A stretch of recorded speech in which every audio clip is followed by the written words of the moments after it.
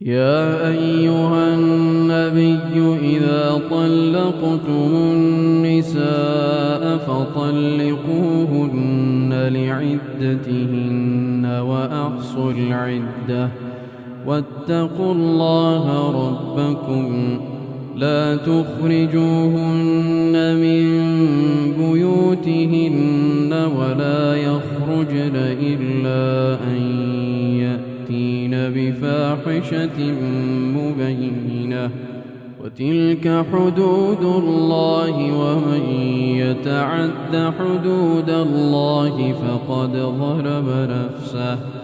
لا تدري لعل الله يحدث بعد ذلك أمرا فإذا بلغن أجلهن فأمسكوهن بمعروف أو فارقوهن بمعروف وأشهدوا ذوي عدل منكم وأقيموا الشهادة لله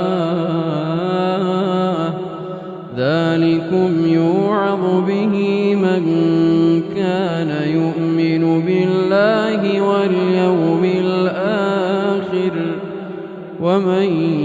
يتق الله يجعل له مخرجا ويرزقه من حيث لا يحتسب ومن يتوكل على الله فهو حسبه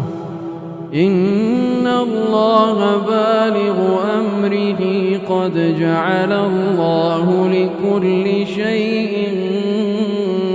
قدرا واللائي يئسن من المحيض من نسائكم إن ارتبتم فعدتهن 3 أشهر واللائي لم يحضن وأولاة الأحمال أجلهن أن يضعن حملهن ومن